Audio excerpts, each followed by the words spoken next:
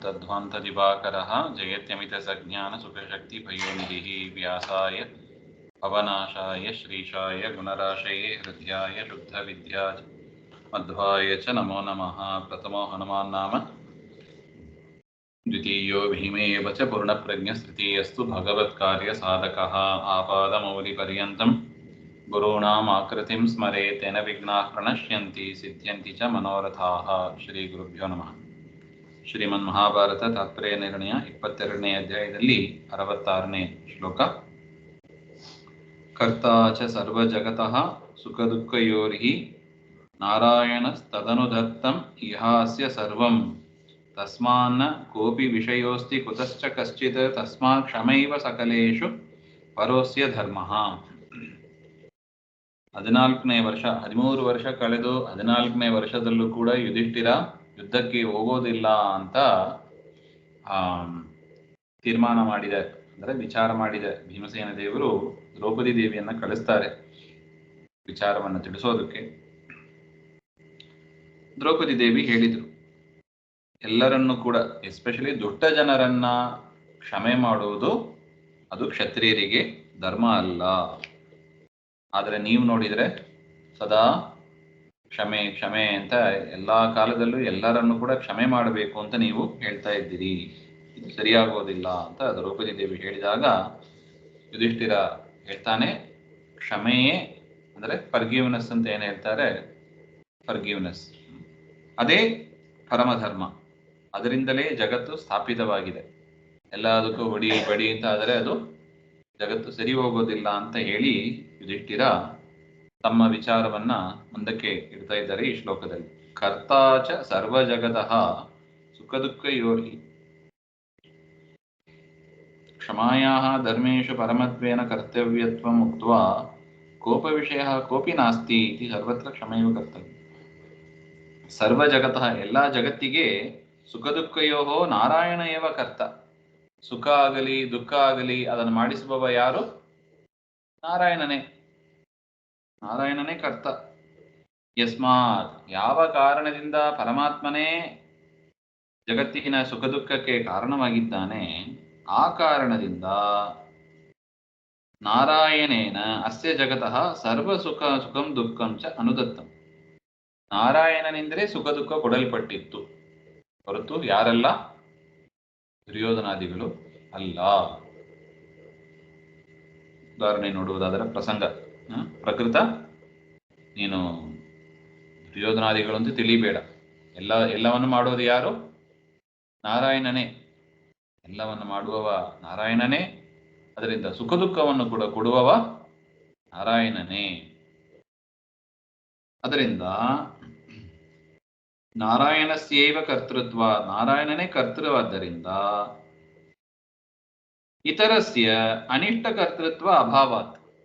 ಬೇರೆಯವರಿಗೆ ಅನಿಷ್ಟ ಮಾಡಲು ಹೇಗೆ ಸಾಧ್ಯ ಆಗ್ತದೆ? ಬೇರೆಯವರಲ್ಲಿ ಏನು ಸ್ವಾತಂತ್ರ್ಯ ಇದೆ? ಬೇರೆಯವರು ಏನು ಮಾಡ್ಲಿಕ್ಕೆ ಆಗ್ತದೆ? ಬೇರೆಯವರು ಏನು ಮಾಡ್ಲಿಕ್ಕೆ ಆಗೋದಿಲ್ಲ. ಅದರಿಂದ ಬೇರೆಯವರು ಅನಿಷ್ಟ ಮಾಡ್ಲಿಕ್ಕೆ ಸಾಧ್ಯ ಇಲ್ಲ. ಅನಿಷ್ಟ ಅಂದ್ರೆ ಏನು? ದುಃಖ ಅಂತ ಅರ್ಥ. ಅನಿಷ್ಟವನ್ನು ಮಾಡ್ಲಿಕ್ಕೆ ಸಾಧ್ಯ ಇಲ್ಲ. ಕುತಶ್ಚಿತ್ ಧನಾದಿ ವ್ಯವಹಾರಾದಿ ಕಾರಣಾತ್ ಕೋಪಿ ಪುರುಷಃ ಕೋಪ ವಿಷಯ ನಾಸ್ತಿ. ಧನ ವ್ಯವಹಾರ ಇತ್ಯಾದಿ ಯಾವುದೇ ಇರಬಹುದು, ಎಲ್ಲವನ್ನು ಕೂಡ ಹಣ ಕೊಡೋದು ತೆಗೆದುಕೊಳ್ಳೋದು ಎಲ್ಲವೂ ಕೂಡ ದೇವರು ಮಾಡಿಸಿದ್ರೆ ಉಂಟು. ಅದರಿಂದ ಕೋಪಕ್ಕೆ ಟಾರ್ಗೆಟ್ ಅಂತ ಯಾರುವೇ ಇಲ್ಲ, ಯಾರೂ ಕೂಡ ಇರ್ಲಿಕ್ಕೆ ಸಾಧ್ಯ ಇಲ್ಲ. ಕೋಪಿ ಪುರುಷಃ ಕೋಪ ವಿಷಯ ನಾಸ್ತಿ. ಯಾವ ಪುರುಷನು ಕೂಡ ಕೋಪ ಪಡಲಿಕ್ಕೆ ಯೋಗ್ಯನಾದವ ಅಂತ ಇಲ್ಲ. ಇದು ಯುಧಿಷ್ಠಿರನ ಆರ್ಗ್ಯುಮೆಂಟ್. ಹೌದು ಅಂತ ಅನಿಸ್ತದೆ. ಎಲ್ಲ ಮಾಡೋದು ದೇವರೇ ಆಗಿರುವಾಗ ಎಲ್ಲವೂ ಎಲ್ಲ ದೇವರೇ ಮಾಡೋದು ಆಗಿರುವಾಗ ಕೋಪ ಯಾರ ಮೇಲೆ ಮಾಡ್ಕೋಬೇಕು? ಯಾರ ಮೇಲೆ ಮಾಡ್ಲಿಕ್ಕೆ ಇಲ್ಲ. ಸೊ ಅದರಿಂದ ಯುಧಿಷ್ಠಿರ ಹೇಳಿದ್ದು ಸರಿನೋ ತಪ್ಪೋ?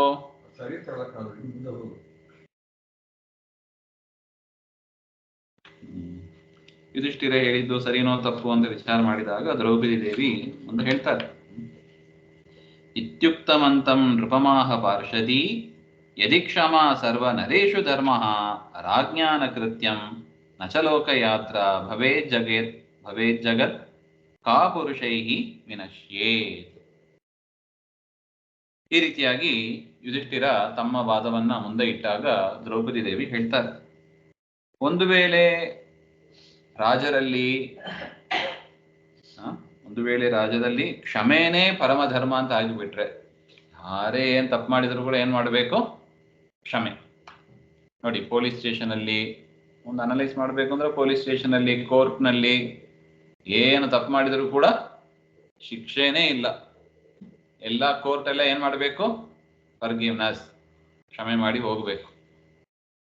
ಹಾಗಾದ್ರೆ ಏನಾಗ್ತಾ ಇತ್ತು ಜಗತ್ತು? ಅದನ್ನೇ ಹೇಳ್ತಾ ಇದ್ದೆ. ರಾಜ ಯಾದಕ್ಕೆ ರಾಜ್ಞಾನ ಕೃತ್ಯಂ, ಅದಕ್ಕಾಗಿ ಆ ರಾಜನನ್ನಾಗಿ ಒಬ್ಬರನ್ನ ಆಯ್ಕೆ ಮಾಡಿ ಕೂಡಿಸಿಟ್ಟಿರ್ತಾರೆ. ಎಲ್ಲಾ ಕಡೆ ಎಲ್ಲರಲ್ಲೂ ಕೂಡ ಕ್ಷಮೆಯನ್ನು ಮಾಡ್ತಾ ಮಾಡ್ತಾ ಹೋಗೋದಕ್ಕೆ ರಾಜನನ್ನ ಕೂಡಿಸಿಟ್ಟಿದ್ದಾರೆ. ರಾಜನ ಕರ್ತವ್ಯ ಏನು? ಆ ರೀತಿಯಾಗಿ ಮಾಡಿಬಿಟ್ರೆ, ಬರೀ ಕ್ಷಮೆನೇ ಮಾಡ್ತಾ ಕೂತಿದ್ರೆ ನಚ ಲೋಕಯಾತ್ರಾ ಭವೇ ಜಗತ್, ಜಗತ್ತು ನಡೆಯೋದೇ ಸಾಧ್ಯ ಇಲ್ಲ ಅಂತ ಹೇಳ್ತಾರೆ ದ್ರೌಪದಿ ದೇವಿ. ಜಗತ್ತು ನಡೆಯೋದಕ್ಕೆ ಸಾಧ್ಯ ಇಲ್ಲ. ಯಾಕೆ? ಕಾ ಪುರುಷೈಹಿ ವಿನಶ್ಯೇತ್, ಈ ಕುತ್ಸಿತ ಪುರುಷರಿಂದ ಈ ಜಗತ್ತು ಏನಾಗ್ತದೆ? ಹಾಳಾಗ್ಬಿಡುತ್ತೆ. ಯಾಕೆ? ಎಲ್ಲರೂ ಅಧರ್ಮ ಮಾಡ್ತಾರೆ. ಅಧರ್ಮ ಮಾಡಿದರೆ ಶಿಕ್ಷೆ ಇಲ್ಲ ಅಂತ ಆಯ್ತು. ಅದರಿಂದ ಏನಾಯ್ತು? ಮತ್ತೆ ಅಧರ್ಮ ಮಾಡ್ತಾ ಇದೆ. ಕ್ಷಮೆ ಮಾಡೋರು ಕ್ಷಮೆ ಮಾಡ್ತಾ ಇದ್ದಾರೆ, ತಪ್ಪು ಮಾಡೋರು ತಪ್ಪು ಮಾಡ್ತಾ ಇರ್ತಾರೆ. ಅದರಿಂದ ಜಗತ್ತು ನಾಶವೇ ಆಗ್ತದೆ ಹೊರತು ಜಗತ್ತಿಗೆ ಹಿತ ಆಗೋದಿಲ್ಲ. ಅದರಿಂದ ಇದು ದ್ರೌಪದಿ ದೇವಿಯ ವಿಚಾರ. ಸತ್ಯಂ ಚ ವಿಷ್ಣು ಸಕಲ ಪ್ರವರ್ತಕೋ ರಮಾ ವಿರಿಂಚೇಶ ಪುರಸ್ಸರಾಶ್ಚ ಕಾಷ್ಟಾದಿವತ್ ತದ್ವಶಗಾ ಸಮಸ್ತಾಃ ತಥಾಪಿ ನ ವ್ಯರ್ಥತಾ ಪೌರುಷಸ್ಯ. ಈ ದ್ರೌಪದಿ ದೇವಿಯ ಮಾತನ್ನು ಕೇಳಿದ್ರೆ, ಓ ಮತ್ತೆ ಯುಧಿಷ್ಠಿರ ಹೇಳಿದ ತಪ್ಪ ಹಾಗಂತ ಒಂದು ಚಿಂತೆ ಬರುತ್ತೆ. ಯುಧಿಷ್ಠಿರ ಏನ್ ಹೇಳಿದ? ಎಲ್ಲರೂ ಕೂಡ ನಾರಾಯಣನ ವಶದಲ್ಲಿ ಇದ್ದಾರೆ. ಜಗತ್ತನ್ನ ಸೃಷ್ಟಿ ಮಾಡಿದವ ನಾರಾಯಣನೇ, ಸುಖ ದುಃಖಾದಿಗಳನ್ನು ಕೊಡುವವನು ಕೂಡ ನಾರಾಯಣನೇ ಅಂತ ಯುಧಿಷ್ಠಿರ ಮುಂದೆ ಇಟ್ಟಿದ್ದು. ಆ ಮಾತು ಸರಿಯೋ ತಪ್ಪೋ? ಅದರ ದ್ರೌಪದಿ ಆಕ್ಷೇಪ ಮಾಡೋದನ್ನ ನೋಡಿದರೆ, ಮತ್ತೆ ರಾಜನನ್ನ ಯಾಕೆ ಕೂಡಿಸ್ಬೇಕು? ಜಗತ್ತೇ ಹಾನಿಯಾಗ್ಬಿಡುತ್ತದೆ ಎಲ್ಲರನ್ನು ಕ್ಷಮೆ ಮಾಡ್ತಾ ಕೂತಿದ್ರೆ ಹಾಗಂತ ಹೇಳಿದ್ರೆ, ಅದಕ್ಕೆ ದ್ರೌಪದಿ ದೇವಿ ಮತ್ತೆ ಹೇಳ್ತಾರೆ, ಸತ್ಯಂ, ನೀವು ಹೇಳಿದ ಮಾತು ಕೂಡ ಸತ್ಯವೇ. ಯಾವುದು? ವಿಷ್ಣು ಸಕಲ ಪ್ರವರ್ತಕ, ಎಲ್ಲರ ಒಳಗಿದ್ದು ಎಲ್ಲಾ ಕೆಲಸವನ್ನು ಮಾಡುವ ಕರ್ತೃ ಯಾರು? ಪರಮಾತ್ಮನೇ. ಯಾರಿಗೆ? ರಮಾವಿರಿಂಚೇಶ ಪುರಸ್ಸರಾಶ್ಚ, ಲಕ್ಷ್ಮೀದೇವಿಯಿಂದ ಶುರು ಮಾಡಿ, ಲಕ್ಷ್ಮೀದೇವಿ, ಬ್ರಹ್ಮದೇವರು, ರುದ್ರದೇವರು ಎಲ್ಲರ ಒಳಗಿದ್ದು ಎಲ್ಲಾ ಕಾರ್ಯವನ್ನು ಮಾಡುವವ ಪರಮಾತ್ಮನೇ. ಅದರಲ್ಲಿ ಯಾವ ಸಂಶಯವೂ ಇಲ್ಲ. ನೀವು ಹೇಳುವ ಆ ಮಾತು ಸತ್ಯ. ಕಾಷ್ಟಾದಿವತ್ ತದ್ವಶಗಾಹ, ಒಂದು ಉದಾಹರಣೆ ಕೊಡ್ತಾರೆ ದ್ರೌಪದಿ ದೇವಿ ನೋಡಿ. ಕಾಷ್ಟಾದಿವತ್, ಒಂದು ಕಟ್ಟಿಗೆಯಂತೆ.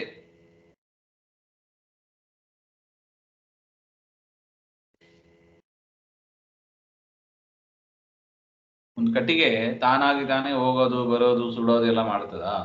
ಇಲ್ಲ. ಯದ್ಯಪಿ ಕಟ್ಟಿಗೆಯಲ್ಲಿ ಒಂದು ಶಕ್ತಿ ಇದೆ, ಅಗ್ನಿ ಅದರೊಳಗೆ ಇದೆ. ಆದರೂ ಕೂಡ ಅದನ್ನ ಸುಡಬೇಕು ಅಂದ್ರೆ ಅಗ್ನಿಯನ್ನ ತಂದಾಕುವವರು ಒಬ್ರು ಬೇಕು, ಅದನ್ನ ಒಲೆಯಲ್ಲಿ ಇಡುವವರು ಒಬ್ರು ಬೇಕು.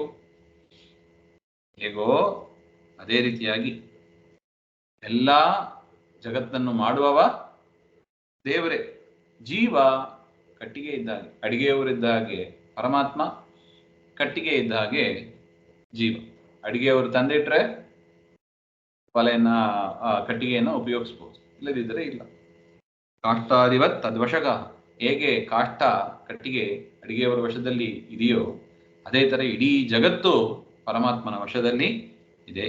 ತಥಾಪಿ ನ ವ್ಯರ್ಥತಾ ಪೌರುಷಸ್ಯ, ಈ ಜೀವನ ಪ್ರಯತ್ನ ಅಂತ ಒಂದು ಇದೆ ನೋಡಿ, ಅದು ವ್ಯರ್ಥ ಆಗೋದಿಲ್ಲ. ದ್ರೌಪದಿ ದೇವಿಯ ಮಾತಿದೆ. ತಥಾಪಿ ನ ವ್ಯರ್ಥತಾ ಪೌರುಷಸ್ಯ, ಪುರುಷ ಪ್ರಯತ್ನ, ಪೌರುಷ ಅಂದ್ರೆ ಇಲ್ಲಿ ಪುರುಷ ಪ್ರಯತ್ನ ಅಂತ ಅರ್ಥ. ಪುರುಷ ಪ್ರಯತ್ನ, ಜೀವನ ಒಂದು ಪ್ರಯತ್ನ ಅಂತ ಒಂದು ಇದೆ ನೋಡಿ, ಅದು ವ್ಯರ್ಥ ಆಗೋದಿಲ್ಲ. ಮತ್ತೆ ಏನ್ ಕೂಡ್ಸೋದು? ಇದು ಇಲ್ಲ ಅದು ಇಲ್ಲ ಅಂತ ಹೇಳ್ಬಿಟ್ರೆ ಜಗತ್ಕಾರಣನೂ ಹೌದು, ಪರಮಾತ್ಮನೇ ಎಲ್ಲವನ್ನು ಮಾಡ್ತಾನೆ ಹೌದು, ಜೀವನ ಪ್ರಯತ್ನವೂ ಬೇಕು. ಆ ಜೀವನ ಪ್ರಯತ್ನ ಯಾರ ಅಧೀನ? ಅದು ಪರಮಾತ್ಮನ ವಶದಲ್ಲಿ ಇದೆಯೋ ಇಲ್ಲವೋ? ಪ್ರಯತ್ನವೂ ಕೂಡ ಅವನ ಅಧೀನವೇ. ನೋಡಿ, ಅದನ್ನೇ ಹೇಳ್ತಾ ಇದ್ದಾರೆ ಮುಂದೆ. ತದಾಜ್ಞೆಯ ಪುರುಷಶ್ಚೇಷ್ಟಮಾನಃ ಚೇಷ್ಟಾನುಸಾರೇಣ ಶುಭಾಶುಭಸ್ಯ ಭುಕ್ತಾ ನ ತಚ್ಚೇಷ್ಟಿತಮನ್ಯಥಾ ಭವೇತ್ ಕರ್ತಾ ತಸ್ಮಾತ್ ಪುರುಷೋಪ್ಯಸ್ಯ ಪಶ್ಯಃ. ಸುಂದರವಾದ ಮಾತು ನೋಡಿ. ಪುರುಷ ಪ್ರಯತ್ನಶ್ಚ ಭಗವನ್ನಿಯತಃ ಇತ್ಯತಃ. ಆ ಪುರುಷನ ಪ್ರಯತ್ನ, ಜೀವನ ಪ್ರಯತ್ನ ಅಂತ ಏನಿದೆ ಇಲ್ಲಿ, ಪುರುಷ ಅಂದ್ರೆ ಬರೀ ಯಾರೋ ಬಾಯ್ಸ್ ಅಥವಾ ಮೇಲ್ ಹೇಳ್ತಾರೆ ಅಂತ ತಿಳ್ಕೋಬಾರ್ದು. ಪುರುಷ ಅಂದ್ರೆ ಸ್ತ್ರೀ, ಪುರುಷ, ಪುಂಸ ಎಲ್ಲರನ್ನು ಇಟ್ಕೋಬೇಕು. ಈ ಪುರುಷ ಪ್ರಯತ್ನ ಅದು ಪರಮಾತ್ಮನ ನಿಯಮನಕ್ಕೆ ಒಳಪಟ್ಟದ್ದು ಅಂತ ಈ ಶ್ಲೋಕದಲ್ಲಿ ಹೇಳ್ತಾ ಇದ್ದಾರೆ. ತದಾಜ್ಞೆಯ ಅಂದ್ರೆ ವಿಷ್ಣೋ ಆಜ್ಞೆಯ ಪ್ರೇರಣೆಯ ಪುರುಷ ಜೀವ ಚೇಷ್ಟಮಾನಃ ಪ್ರಯತಮಾನಃ ಭವತಿ ಇತ್ಯರ್ಥ. ಪರಮಾತ್ಮನ ಒಂದು ಆಜ್ಞೆಯ ಪ್ರಕಾರ ಜೀವನು ತಾನು ಪ್ರಯತ್ನವನ್ನು ಮಾಡ್ತಾ ಇದ್ದಾನೆ. ಸೊ ಜೀವ ಮಾಡುವ ತುಂಬಾ ಒಂದು ತಿಳ್ಕೋಬೇಕಾದ ಒಂದು ವಿಚಾರ ಇದು. ಜೀವಕರ್ತೃ ಹೌದೋ ಅಲ್ವೋ ದೊಡ್ಡ ಡಿಸ್ಕಷನ್ ಇದು. ಜೀವಕರ್ತೃ ಹೌದು ಅಂತ, ಜೀವಕರ್ತೃ ಅಲ್ಲ ಅಂತ ಕೆಲವರು ವಾದ. ಆದರೆ ಇದು ಆಚಾರ್ಯರ ಸಿದ್ಧಾಂತ, ಭೀಮಸೇನ ದೇವರ ಸಿದ್ಧಾಂತ, ಆಚಾರ್ಯರ ಸಿದ್ಧಾಂತ. ಹೌದು, ಪರಮಾತ್ಮನೇ ಸ್ವತಂತ್ರ ಕರ್ತೃ, ಪರಮಾತ್ಮ ಒಬ್ಬನೇ, ಜೀವ ಅಸ್ವತಂತ್ರ ಕರ್ತೃ ಆಗಿದ್ದಾನೆ. ಇದು ಆಚಾರ್ಯರ ಸಿದ್ಧಾಂತ.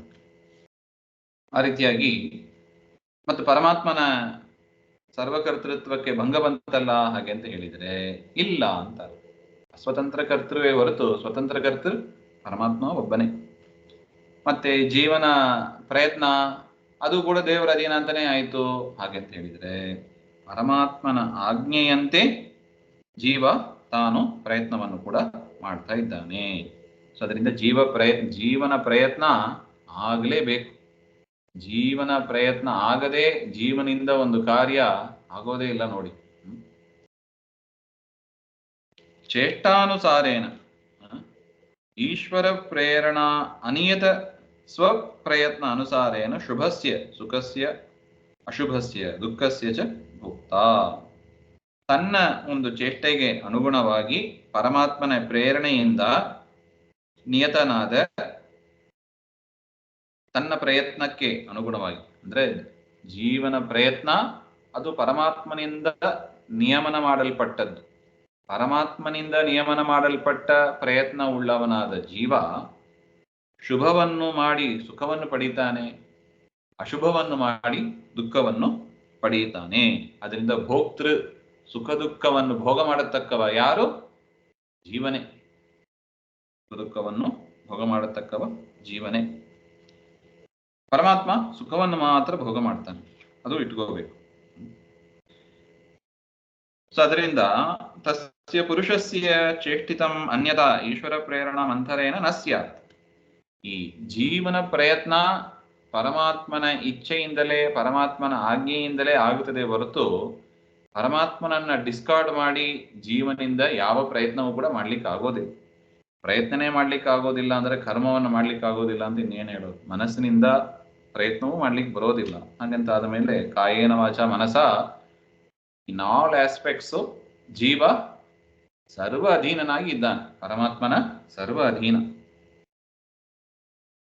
ತಸ್ಮಾತ್ ಪುರುಷ ಪ್ರಯತ್ನಸ್ಯಾಪಿ ಶುಭಾಶುಭ ಭೋಗಾರ್ಥಂ ಉಪಯೋಗ ತಸ್ಯ ಚ ಈಶ್ವರ ಪ್ರೇರಣಾ ಅಂತರೇಣ ಅನುತ್ಪತ್ತೇಃ ಅಸ್ಯ ವಿಷ್ಣೋಃ ವಶಃ ಅಪಿ ಪುರುಷಃ ಸುಖ ದುಃಖ ಭೋಗ ಕಾರಣ ಪ್ರಯತ್ನಾಧಿಕರಣತ್ವೇನ ಕರ್ತ ಅಪಿ ಭವತಿ. ಆ ಕಾರಣದಿಂದ ಸುಖ ದುಃಖದ ಭೋಕ್ತೃ ಆಗಿರುವುದರಿಂದ ಜೀವನು ಕೂಡ ಏನಾಗಿದ್ದಾನೆ? ಕರ್ತಾನೇ ಆಗಿದ್ದಾನೆ. ಅದರಿಂದ ಎರಡನ್ನು ಕೂಡಿಸ್ಬೇಕು ಅಂದ್ರೆ ಪರಮಾತ್ಮನು ಕರ್ತ, ಜೀವನು ಕರ್ತ. ಸೊ ಜೀವನ ಅದನ್ನು ಕೂಡಿಸೋದಂದ್ರೆ ಹೀಗೆ ಆಚಾರ್ಯ ಹೇಳಿದ ಪ್ರಕಾರ ಪರಮಾತ್ಮ ಸ್ವತಂತ್ರ ಕರ್ತ, ಜೀವ ಅಸ್ವತಂತ್ರ ಕರ್ತ. ಜೀವ ಅಸ್ವತಂತ್ರ ಕರ್ತೃ ಯಾಕೆಂದ್ರೆ ಅವನೇ ಭೋಗವನ್ನು ಮಾಡ್ತಾನೆ, ಸುಖ ದುಃಖದ ಭೋಗವನ್ನು ಮಾಡತಕ್ಕವ. ಆ ಪ್ರಯತ್ನವೂ ಕೂಡ ಪರಮಾತ್ಮನ ಅಧೀನ. ಸುಖ ದುಃಖದ ಭೋಕ್ತೃ ಜೀವನೇ ಆಗಿದ್ದಾನೆ, ಅದರಿಂದ ಅವನೇ ಕರ್ತ. ಹಾಗೆ ಅಂತ ಇಲ್ಲಿ ವಿಚಾರವನ್ನ ಹೇಳ್ತಾ ಇದ್ದಾರೆ. ವೃಥಾ ಯದಿ ಸ್ಯಾತ್ ಪೌರುಷಂ ಕಸ್ಯ ಹೇತೋರ್ವಿಧಿರ್ನಿಷೇಧಶ್ಚ ಸಮಸ್ತವೇದಗಃ ವಿಧೇರ್ನಿಷೇಧಸ್ಯ ಚ ನೈವ ಗೋಚರಃ ಪುಮಾನ್ ಯದಿ ಸ್ಯಾತ್ ಭವತೋ ಹಿ ತೌ ಹರೇಃ. ನೋಡಿ, ಇನ್ನೊಂದು ಪಾಯಿಂಟ್ ಅನ್ನು ಕೂಡ ದ್ರೌಪದಿ ದೇವಿ ಇಲ್ಲಿ ಹೇಳ್ತಾ ಇದ್ದಾರೆ. ವೃಥಾ ಯದಿ ಸ್ಯಾತ್ ಪೌರುಷಂ, ಒಂದು ವೇಳೆ ಪುರುಷನ ಪ್ರಯತ್ನವೇ ವ್ಯರ್ಥ ಅಂತ ಆದ ಪಕ್ಷದಲ್ಲಿ ವೇದಗಳಲ್ಲಿ ಏನು ಹೇಳಿದ್ದಾರೆ? ವಿಧಿ ನಿಷೇಧಗಳನ್ನು ಹೇಳಿದ್ದಾರೆ. ಡೂಸ್ ಅಂಡ್ ಡೋಂಟ್ಸ್ ಅಂತ ಹೇಳ್ತಾರಲ್ವಾ, ಅದನ್ನು ಹೇಳಿದ್ದಾರೆ. ಅದೆಲ್ಲ ಯಾರಿಗಾಗಬೇಕಾಗಿತ್ತು? ನ ಸುರಾಂ ಪಿಬೇತ್ ನ ಫಲಾಂಡುಂ ಭಕ್ಷಯಿತ. ಸುರಾಪಾನ ಮಾಡಬೇಡಿ, ಈರುಳ್ಳಿ ತಿನ್ನಬೇಡಿ, ಹಾಗೆ ಅಂತಲ್ಲ ವೇದದಲ್ಲಿ ಇದೆ. ಈರುಳ್ಳಿ ಬೆಳ್ಳುಳ್ಳಿ ಅದೆಲ್ಲ ತಿನ್ನಬಾರದು ಅಂತ ಇದೆ, ಅದೆಲ್ಲ ಇದೆ. ಹಾಗಿರುವಾಗ ಆ ವಿಧಿ ನಿಷೇಧಗಳು ಯಾರಿಗಾಗಿ ಹೇಳಲ್ಪಟ್ಟಿತ್ತು?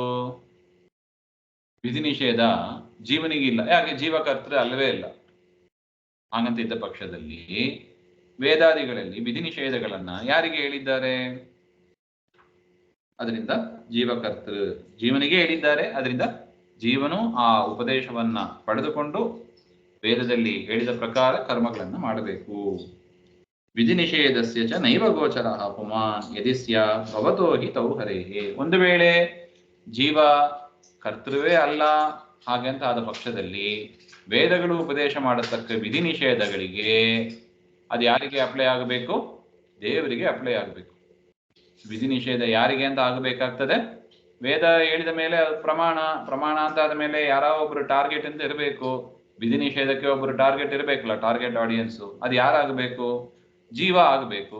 ಜೀವನಲ್ಲಿ ಕರ್ತೃತ್ವ ಇಲ್ಲ ಅಂತ ಹೇಳುವ ಪಕ್ಷದಲ್ಲಿ ಯಾರಾದರೂ ಪರಮಾತ್ಮನೇ ಆದ. ಅದರಿಂದ ವಿಧಿ ನಿಷೇಧಗಳು ಯಾರಿಗೆ ಅಪ್ಲೈ ಆಗಬೇಕಾಗಿತ್ತು? ಪರಮಾತ್ಮನಿಗೆ ಅಪ್ಲೈ ಆಗಬೇಕಾಗಿತ್ತು. ಆದರೆ ಪರಮಾತ್ಮ ವಿಧಿ ನಿಷೇಧವನ್ನ ಮೀರಿದವನಾಗಿದ್ದಾನೆ ಅಂತ ಒಟ್ಟು ಅಭಿಪ್ರಾಯ. ಅದರಿಂದ ದ್ರೌಪದಿ ದೇವಿಯ ವಿಚಾರ, ಜೀವ ಪ್ರಯತ್ನಕ್ಕೆ ಅಷ್ಟು ಒಂದು ಬೆಲೆಯನ್ನ, ಒಂದು ಗೌರವವನ್ನ ನಾವು ದ್ರೌಪದಿಯ ಮಾತಿನಿಂದ ಕೇಳ್ತೀವಿ. ಹೌದು, ಪರಮಾತ್ಮನ ವಶದಲ್ಲೇ ಎಲ್ಲವೂ ಇದೆ. ಆದರೂ ಕೂಡ ಇಂಪಾರ್ಟೆಂಟ್ ಯಾವುದು? ಜೀವನ ಪ್ರಯತ್ನ. ಆ ಜೀವನ ಪ್ರಯತ್ನವೂ ಕೂಡ ಪರಮಾತ್ಮನ ಅಧೀನದಲ್ಲಿ ಇದೆ ಅಂತ ಹೇಳ್ತಾ ಇದ್ದೀವಲ್ಲ. ಹಾಗೆಂದ್ರೆ ಹೌದು, ಜೀವನ ಪ್ರಯತ್ನವೂ ಕೂಡ ಪರಮಾತ್ಮನ ಅಧೀನದಲ್ಲೇ ಇದೆ ಅಂತ ನಾವು ತಿಳಿಯಬೇಕು. ಆದರೂ ನಮಗೆ ಕೊಟ್ಟಿರುವ ಆ ಪ್ರಯತ್ನವನ್ನ ನಾವು ಬಳಸಿ ನಮ್ಮ ಮನಸ್ಸನ್ನು, ಇಂದ್ರಿಯಗಳನ್ನು ಸನ್ಮಾರ್ಗದಲ್ಲಿ ಕರೆದುಕೊಂಡು ಹೋಗಿ ನಾವು ಇಂದ್ರಿಯ ನಿಗ್ರಹವನ್ನು ಮಾಡಿ ವಿಧಿ ನಿಷೇಧಗಳನ್ನು ಪಾಲಿಸಿ ಪರಮಾತ್ಮನ ಸೇವೆಯನ್ನು ಮಾಡಿ ಕೃಷ್ಣಾರ್ಪಣೆ ಹೇಳಬೇಕು ಅಂತ ಅರ್ಥ. ಶ್ರೀಮಧ್ವಾಂತರ್ಗತ ಶ್ರೀ ಕೃಷ್ಣಾರ್ಪಣ ಶ್ರೀ ಹರೇ ನಮಃ.